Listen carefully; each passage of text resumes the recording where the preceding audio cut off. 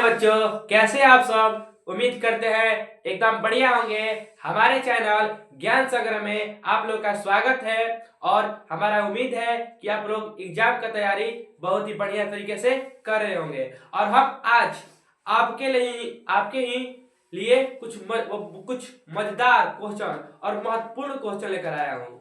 ठीक है, देखिए हम लोग आज जियोग्राफी के बच्चा जियोग्राफी देखेंगे क्वेश्चन। जियोग्राफी, ठीक, क्लास 12 5 फरवरी को यहाँ से कम 10 से 12 क्वेश्चन देखने को मिलेगा। कितना? 10 से 12 क्वेश्चन यहाँ से देखने को मिलेगा। और आज हम लोग कितना क्वेश्चन करेंगे? 35 करेंगे। कितना? 35 ऑब्जेक्टिव करेंगे। आइए, आपको बताना है लास्ट में बताना है कि 35 में से आपका कितना सही होता है। ठीक, आपका 35 में से कितना सही होता है लास्ट में बताना है। चलिए स्टार्ट करते हैं क्लास को। ठीक,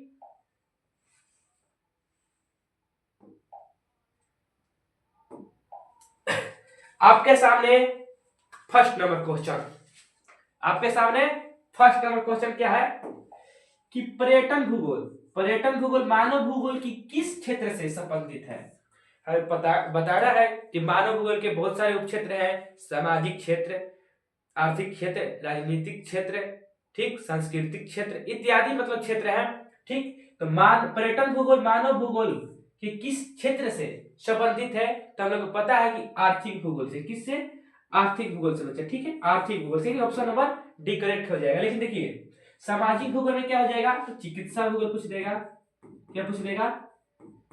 चिकित्सा भूगोल किससे संबंधित है? चिकित्सा भूगोल किससे संबंधित है? सामाजिक भूगोल से। राजनीतिक भूगोल में सैन्य भूगोल किससे संबंधित है?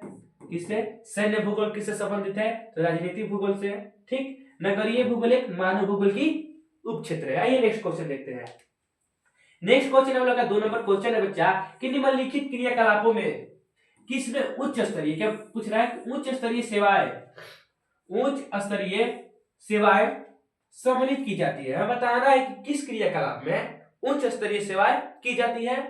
तो हम लोग को पता है प्राथमिक नहीं होगा क्योंकि इसमें पशुपालन की जाती है। किसमें क्या की जाती है? प्राथमिक क्षेत्र में पशुपालन की जाती है। पशुपालन,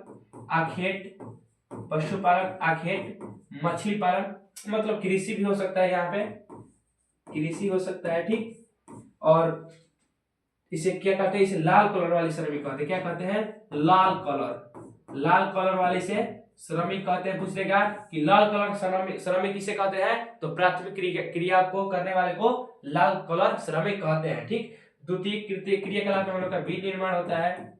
द्वितीय क्रियाकलाप में विनिर्माण।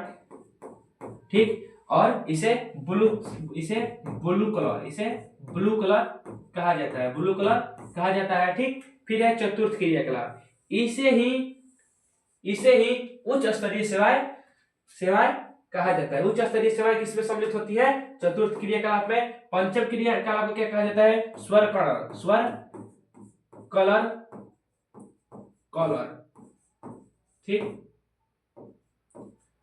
ठीक, पूछ रहेगा कि पंचम क्रियाकलाप वाले श्रमिकों को क्या कहा जाता है? तो स्वर्ण कलर श्रमिक कहा जाता है। आप लोग इसे याद कर लेंगे। आइए नेक्स्ट क्वेश्चन देखते हैं। नेक्स्ट क्वेश्चन हम लोगों का कि किस संघ का मुख्यालय काठमांडू में अवस्थित है। ठीक, दक्षेस, इसे हम लोग सार्क भी कहते हैं। इसकी स्थापना 1985 में हुई थी। 1985 में हुई थी, यानी ऑप्शन नंबर बी आंसर सही हो जाएगा। दक्षेस यानी सार्क का मुख्यालय कहाँ है? काठमांडू नेपाल में है। इसका प्रथम अधिवेशन कहाँ पर हुआ था? तो बंगाल के ढाका में हुआ था। बंगाल की राजधानी में इसका पहला सम्मेलन हुआ था। इसकी स्थापना 1985 को हुई थी। इसका इंग्लिश में बोलते हैं सार्क। इसका प्रथम अधिवेशन बंगाल यानी बंगाल के ढाका में हुआ था। आप लोग इसे याद कर लेंगे। ठीक, आइए नेक्स्ट क्वेश्चन देखते हैं। नेक्स्ट क्वेश्चन क्या हम लोग का? नेक्स्ट क्वेश्चन है कि निम्न में से कौन खनन नगर नहीं है? बताना है खनन नगर कौन कौन से है। तो झरिया झारखंड में पड़ता है। रानीगंज ये भी हम लोग का खनन नगर है। ठीक, खेतड़ी भी हम लोग का खनन नगर है। लेकिन पटना हम लोग का खनन नगर नहीं है। पटना हम लोग का खनन नगर नहीं है। यह एक राजधानी नगर है। कैसा नगर है? राजधानी नगर है। आज हम लोग क्वेश्चन का ऑपरेशन करने वाले हैं। यहाँ पे ऑप्शन नंबर डी हम लोग का करेक्ट आंसर हो जाएगा। नेक्स्ट क्वेश्चन देखते हैं बाबू। नेक्स्ट क्वेश्चन है कि निम्नांकित में कौन सा पठारी नगर है, यानी कौन सा पठार पर स्थित है। हमें बता रहा है कौन सा नगर पठार पर स्थित है, तो नागपुर हम लोग का ऑप्शन नंबर ए ही सही हो गया। ऑप्शन नंबर ए हम लोग का सही होगा, नागपुर एक पठारी नगर है। आइए नेक्स्ट क्वेश्चन देखते हैं आप लोग कि निम्नलिखित राज्यों में किसका 0 से 6 आयु वर्ग में लिंग अनुपात न्यूनतम है। न्यूनतम माने होता है कम है। तो बता रहा है कि निम्नलिखित राज्यों में किसका 0 से 6 आयु वर्ग वाले लोगों की लिंग अनुपात न्यूनतम है, तो हरियाणा हो जाएगा। क्या हो जाएगा बच्चा? हरियाणा हो जाएगा। ऑप्शन नंबर ए हम लोग करेक्ट आंसर हो जाएगा। नेक्स्ट क्वेश्चन देखते हैं। नेक्स्ट क्वेश्चन क्या हम लोग का 7 नंबर क्वेश्चन है कि 2011 की जनगणना के अनुसार भारत का लिंगानुपात, तो लिंगानुपात किसे कहते हैं? ठीक, लिंगानुपात प्रति 1000 पुरुषों पर स्त्रियों की संख्या को लिंगानुपात कहा जाता है। इसका सूत्र क्या होता है बच्चा? इसका सूत्र क्या होता है कि प्रति स्त्रियों की कुल जनसंख्या, क्या स्त्रियों की कुल जनसंख्या बटे में पुरुषों की कुल जनसंख्या बटे पुरुषों की कुल जनसंख्या गुने 1000 ठीक।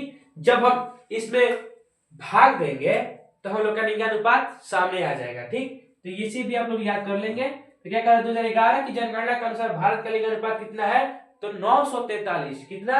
943, यानी प्रति 1000 स्त्री पर पुरुषों की संख्या कितनी है? 943। ठीक, आइए नेक्स्ट क्वेश्चन देखते हैं। यही से गड़बड़ हो जाता है सबको। देखिए 8 नंबर क्वेश्चन क्या है कि क्षेत्रफल की दृष्टि से भारत का सबसे बड़ा राज्य कौन है। हमें बताना है कि क्षेत्रफल की दृष्टि से सबसे बड़ा राज्य कौन सा है, तो आप लोगों को पता है राजस्थान। क्या? राजस्थान। ऑप्शन नंबर सी उत्तर, ऑप्शन नंबर सी हम लोग के आंसर सही हो जाएगा। उत्तर प्रदेश जनसंख्या में 1 पे है। उत्तर प्रदेश जनसंख्या में कितने नंबर पे है? 1 नंबर पे है। ठीक, आइए नेक्स्ट क्वेश्चन देखते हैं। नेक्स्ट क्वेश्चन हम लोग का कि किस अवधि में जनसंख्या वृद्धि का ह्रास हुआ। ह्रास मतलब बढ़ने की जगह घट गया। किस अवधि में जनसंख्या बढ़ने की जगह क्या हो गया? घट गया। तो ये बताना है घट गया। ह्रास से मतलब होता है घट गया। तो ये बताना है क्या कि किस अवधि में जनसंख्या वृद्धि का ह्रास हुआ। तो 1911 से 1921 तक। 1911 से 1921 तक जनसंख्या बढ़ने के बजाय घट गई थी। नेक्स्ट क्वेश्चन हम लोग का भारत की जनगणना के अनुसार निम्नलिखित में से कौन नगर की परिभाषा का अंग नहीं है। बताना कि जब भारत की जनगणना के अनुसार निम्नलिखित में से कौन नगर का परिभाषा नहीं है। आइए देखते हैं कौन नहीं है। पहला जनसंख्या कितना था? 400 व्यक्ति प्रति वर्ग किलोमीटर, एकदम सही। नगर पालिका नियम आदि का होना ये भी सही है। जनसंख्या आकार 5000 से अधिक, जनसंख्या आकार 5000 से अधिक, ये भी सही है। 75% से अधिक जनसंख्या का प्राथमिक क्षेत्र नहीं, यह नहीं हो गया। देखिए बच्चा, डी नंबर हम लोग का क्वेश्चन सही हो जाएगा। डी नंबर हम लोग का क्वेश्चन सही हो जाएगा, यानी 75% से अधिक जनसंख्या का प्राथमिक क्षेत्र में संलग्न होना यह कोई जरूरी नहीं है। आइए नेक्स्ट क्वेश्चन देखते हैं। नेक्स्ट क्वेश्चन हम लोग का कि निम्नलिखित में कौन जन स्थानांतरण यानी प्रवास, ठीक, जन स्थानांतरण मतलब प्रवास, एक स्थान से दूसरे स्थान का प्रवास का अपकर्ष कारक नहीं है, यानी प्रतिकर्ष कारक है। अपकर्ष नहीं है, प्रतिकर्ष है। तो देखिए रहन सहन की निम्न दशाएं, रहन सहन की अच्छी दशाएं, शांति एवं स्थायित्व, अनुकूल जलवायु। तो रहन सहन की निम्न दशाएं जो है यह एक प्रतिकर्ष कारक है। यानी ऑप्शन नंबर ए हम लोग का सही हो जाएगा। आइए नेक्स्ट क्वेश्चन देखते हैं। भारत के केंद्र शासित प्रदेशों में किसकी साक्षरता दर उच्चतम है, मतलब उच्च है। तो हम लोग को पता है लक्षद्वीप की साक्षरता दर पूरा केंद्र शासित प्रदेश में उच्च है। ठीक, राज्य पूछ देगा तो क्या हो जाएगा? केरल में अधिक है और बिहार में कम है। आप लोग इसे याद कर लेंगे। आइए नेक्स्ट क्वेश्चन देखते हैं। नेक्स्ट क्वेश्चन हम लोग का कि निम्नलिखित में से कौन सा नगर नदी तट पर अवस्थित नहीं है। तो हम लोग को पता है पटना जो है यह गंगा नदी पर स्थित है। पटना गंगा नदी पर, आगरा यमुना नदी पर, भोपाल यही हम लोग का आंसर हो गया सी नंबर। कोलकाता हुगली नदी पर यह गंगा का भाग है। ठीक, इसे भी आप लोग याद कर लेंगे, यानी ऑप्शन नंबर सी हम लोग करेक्ट आंसर हो जाएगा। नेक्स्ट क्वेश्चन देखते हैं हम लोग। नेक्स्ट क्वेश्चन क्या बच्चा कि भारत में केंद्र शासित प्रदेशों की संख्या कितनी है यार। ये तो बुझाते कि बुट पे बानर फंसता है। क्या कहता है भारत में केंद्र शासित प्रदेशों की संख्या कितनी है। तो क्या लगता है ये बुझाता कि बुट पे केहू बानर फंसा होता है क्या। देखा क्या हो जाए, हमने 8 गो आंसर हो जाए, ऑप्शन नंबर ए सही हो जाए। ठीक, आओ नेक्स्ट क्वेश्चन देखते हैं। नेक्स्ट क्वेश्चन क्या हम लोग का कि भिलाई किस प्रकार का नगर है। तो भिलाई एक प्रकार का औद्योगिक नगर है। जो भिलाई है यह एक प्रकार का औद्योगिक नगर है, यानी option number A correct answer हो जाएगा। निम्न में से नेक्स्ट क्वेश्चन है, निम्न में से कौन सबसे महत्वपूर्ण जूट उत्पादक क्षेत्र है। तो गंगा डेल्टा के मैदानों में बच्चा जूट उत्पाद अधिक होता है। इसे सुनहरा रेशा भी कहा जाता है। सुनहरा रेशा इसे ही कहा जाता है। ठीक, नेक्स्ट क्वेश्चन हम लोग का निम्नलिखित में से कौन भारतीय कृषि की समस्या है। बताना है कि भारतीय कृषि की क्या समस्या है। तो निम्न उत्पादकता यानी कम उत्पादन, ठीक, भूमि का विखंडन, ये भी मतलब भूमि का जहां जल कम हो, अनियमित मानसून, ये भी सही है, यानी उपयोग सब। ऑप्शन नंबर डी हम लोग का करेक्ट आंसर हो जाएगा। नेक्स्ट क्वेश्चन हम लोग का कि नेक्स्ट क्वेश्चन है कि नीलगिरी पहाड़ी कहाँ स्थित है। बता रहा है कि नीलगिरी पहाड़ी कहाँ स्थित है। तो तमिलनाडु। कहाँ बच्चा, Tamil Nadu, option number D correct answer हो जाएगा। नेक्स्ट क्वेश्चन हम लोग का कि निम्नलिखित राज्यों में कौन कपास उत्पादक नहीं है। कौन कपास उत्पादक नहीं है। तो आंध्र प्रदेश में होता है, महाराष्ट्र में कपास होता है, हरियाणा में होता है, छत्तीसगढ़ में नहीं होता है। ऑप्शन नंबर डी सही हो जाएगा। कपास उत्पादन में अग्रणी राज्य क्या कौन है, गुजरात। कपास उत्पादन में अग्रणी राज्य गुजरात। आइए नेक्स्ट क्वेश्चन है कि सोलापुर किस उद्योग के लिए जाना जाता है। तो सोलापुर सूती वस्त्र के लिए, के लिए जाना जाता है, यानी option number D correct answer हो जाएगा। आइए नेक्स्ट क्वेश्चन देखते हैं। नेक्स्ट क्वेश्चन है हम लोग का बच्चा कि बोकारो इस्पात केंद्र है। बताना है कि बोकारो इस्पात जो केंद्र है यह किस प्रकार का केंद्र है। तो यह एक प्रकार का सार्वजनिक क्षेत्र है, यानी ऑप्शन नंबर सी हम लोग करेक्ट आंसर हो जाएगा। आप लोग इसे याद कर लेंगे। सब मोस्ट वीवीआई ऑब्जेक्टिव बढ़िया है, इंपॉर्टेंट है, महत्वपूर्ण है, आने वाला एग्जाम में। देखिए 22 नंबर की परदेशीय नियोजन का संबंध है। देखिए बहुत ही हार्ड क्वेश्चन इसे कह सकते हैं हम लोग। और ऐसा ही क्वेश्चन बिहार बोर्ड देने वाला है 2026 में, ऐसा ही क्वेश्चन आएगा। देखिए आइए इसको काटते हैं पहले। देखिए जो क्वेश्चन आंसर नहीं आता तो पहले उसको छांटा जाता है। आइए देखते हैं। प्रदेशीय नियोजन का संबंध है आर्थिक व्यवस्था के विभिन्न सेक्टरों के विकास से। आर्थिक विकास हो जाएगा, नहीं होगा। क्षेत्र विशेष के विकास के उपागम से, परिवहन जल तंत्र में क्षेत्रीय अंतर से, या ग्रामीण क्षेत्रों के विकास से। तो परदेशीय पूछ रहा है ना। तो परदेशीय यानी क्षेत्र विशेष के विकास के उपागम से, यानी ऑप्शन नंबर बी हम लोग करेक्ट आंसर हो जाएगा। आप लोग इसे याद कर लीजिएगा। आइए नेक्स्ट क्वेश्चन देखते हैं। 23 नंबर है कि भारतीय रेल की शुरुआत 1853 और विश्व रेल की शुरुआत 1825। ठीक, आइए नेक्स्ट क्वेश्चन देखते हैं, यानी ऑप्शन नंबर ए हम लोग करेक्ट आंसर हो जाएगा। ठीक, आइए नेक्स्ट क्वेश्चन है हम लोग का।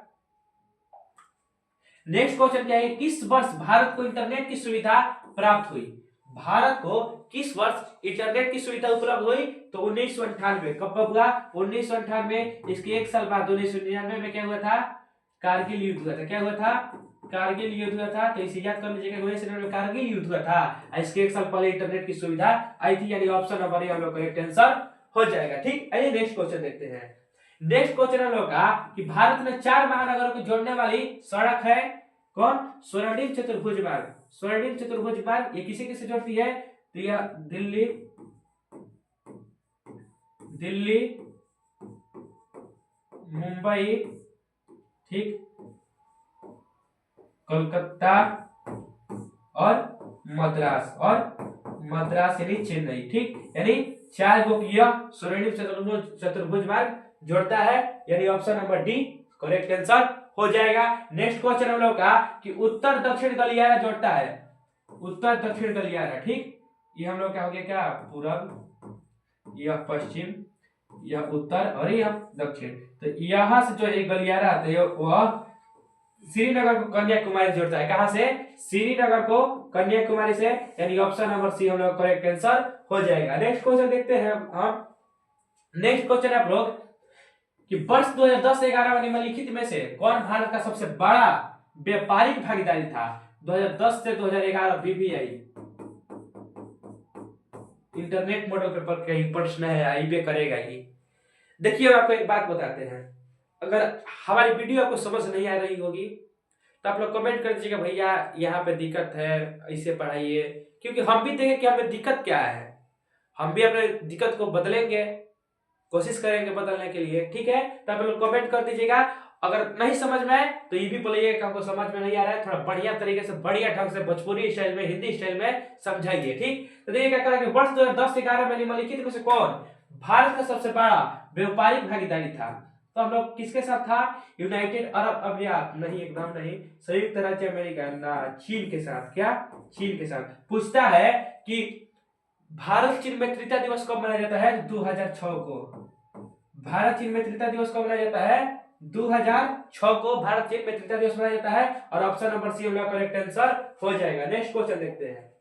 नेक्स्ट क्वेश्चन है कि ध्वनि प्रदूषण का मापन होता है। हमें पता है प्रदूषण 3 प्रकार के, मुख्य रूप से 3 प्रकार के होते हैं, वायु प्रदूषण, जल प्रदूषण और ध्वनि प्रदूषण। ठीक, तो क्या कह रहा है कि ध्वनि प्रदूषण का मापन होता है किसके द्वारा? ओम मीटर, तो प्रतिरोध एम्पीयर, बेकरल नहीं, डेसिबल के द्वारा। क्या बच्चा? डेसिबल के द्वारा, यानी ऑप्शन नंबर डी हमारा करेक्ट आंसर हो जाएगा। ध्वनि प्रदूषण का मापन किसके द्वारा होता है? डेसिबल के द्वारा होता है। कोई पूछ देगा कि ध्वनि प्रदूषण का मापन किसके द्वारा होता है, तो डेसिबल के द्वारा होता है। आप लोग इसे कंठस्थ कर लीजिएगा। ये नेक्स्ट क्वेश्चन देखते हैं। नेक्स्ट क्वेश्चन है कि औद्योगिकरण से कौन सा प्रदूषण होता है? जब उद्योग स्थापित कहीं पर होगा तो उससे कौन कौन से प्रदूषण होंगे? तो देखिए, जो उद्योग में, जो मतलब उद्योग में कुछ वस्तु निकली कचरा जैसा, तो उसे कहां फेंक देंगे? जल में फेंक देंगे। फिर वहां से जो धुआं निकलेगा वह वायु में, यानी वायुमंडल में प्रवेश करेगा, जिससे वायु प्रदूषित होगा। ठीक, ध्वनि प्रदूषण, खट माने उसमें बाजेगा, कार्य होगा तो काम तो इवे करेगा, तो ध्वनि प्रदूषण ये भी हो जाएगा, यानी इनमें से सभी option number D correct answer हो जाएगा। नेक्स्ट क्वेश्चन देखते हैं बच्चा हम लोग। 30 नंबर क्वेश्चन है हम लोग का कि हरित क्रांति संबंधित है। देखिए यहाँ से कितना क्वेश्चन बनाते हैं हम। हरित क्रांति का संबंध, हरित क्रांति संबंधित है। पहले नंबर, हरित क्रांति कब हुई थी? 1960 के दशक में, 1960 के दशक में। ठीक, इसके जनक देखिए, रुकिए यहाँ से पढ़िए। पहला 1960 के दशक में, आप लोग इसे याद कर लेंगे, 1960 के दशक में ये पहला है। दूसरा क्वेश्चन क्या है कि इसके जनक कौन है? जनक एम.एस. स्वामीनाथन। आप लोग इसे याद कर लीजिए कॉपी पर लिखकर। ठीक, राइटिंग नहीं पूछाएगा तो हमारा मुंह से बोल रहा है उसे आप लोग याद कर लीजिएगा कि इसके जनक थे कौन? एम.एस. स्वामीनाथन। यह कब हुआ था? तो यह 1960 के दशक में क्रांति हुई थी। हरित क्रांति संबंध है खाद्यान्न उत्पादन से। ऑप्शन नंबर ए, इसमें किस अनाज को सबसे ज्यादा मतलब योगदान हुआ? तो गेहूं इसमें सबसे ज्यादा उत्पादन होने लगा। गेहूं इससे सबसे ज्यादा उत्पादन होने लगा। देखिए ये सब मोस्ट इंपोर्टेंट है, आप लोग इसे याद कर लेंगे। ठीक, कहीं से भी क्वेश्चन पूछ सकता है। ठीक, तो आप लोग इसे याद कर लेंगे। यानी ऑप्शन नंबर ए हरित क्रांति संबंधित है। खाद्यान्न उत्पादन से सबसे ज्यादा किसको लाभ पहुंचा, तो गेहूं के लाभ पहुंचा। नेक्स्ट क्वेश्चन है कि सरदार सरोवर परियोजना किस नदी पर है। सरदार जी कैसे होते हैं, सरदार जी नरम होते हैं। कैसे होते हैं, नरम होते हैं। तो सरदार सरोवर परियोजना नर्मदा नदी। सरदार जी कैसे होते हैं, एकदम नरम होते हैं। यानी ऑप्शन नंबर ए हम लोग करेक्ट आंसर हो जाएगा। नर्मदा नदी के तट पर सरदार सरोवर परियोजना स्थित है। नेक्स्ट क्वेश्चन है कि हीराकुंड बांध किस नदी पर है। हीराकुंड बांध उड़ीसा में है। ठीक, यह महानदी के किनारे है। महानदी के किनारे है, यानी option number B correct answer हो जाएगा। नेक्स्ट क्वेश्चन है क्या 33 नंबर कि निम्नलिखित में से कौन सबसे छोटी बेसिन है। सबसे छोटी बेसिन बताना है। देखिए माही बेसिन और तापी बेसिन, यही में लोग डाउट रहते हैं, लेकिन जहां माही बेसिन आ जाए तो माही बेसिन नहीं मारना है, तापी बेसिन मारना है। क्या मारना है, Tapi basin. Option number D यह सबसे छोटी बेसिन है, तापी बेसिन। नेक्स्ट क्वेश्चन कि सबसे महत्वपूर्ण जूट उत्पादक क्षेत्र, तो क्वेश्चन रिपीट हो गया। सबसे महत्वपूर्ण जूट उत्पादक क्षेत्र गंगा डेल्टा। और हम लोग का लास्ट क्वेश्चन आपके स्क्रीन पर आया है। और देखिए आप मुद करके क्या कर रहा है कि रावत भट्टा परमाणु ऊर्जा संयंत्र किस राज्य में अवस्थित है। तो र से रावत भट्टा, र से राजस्थान, यानी option number A correct answer हो गई। आ तो हम लोग खाती HW का बाज के HW बा सोचे दो। हाँ, बिहार के जनसंख्या घनत्व, बिहार का जनसंख्या घनत्व कितना है बताओ एक बार कमेंट में। कहाँ बताओ एक बार कमेंट में बताओ एक बार कि बिहार के जनसंख्या घनत्व कितना हो। तो चलिए विद्यार्थी लोग, क्लास कैसी लगी ये भी कमेंट कर दीजिएगा। और मिलते हैं एक ऐसे ही मजेदार क्लास में, तब तक के लिए जय हिंद जय भारत।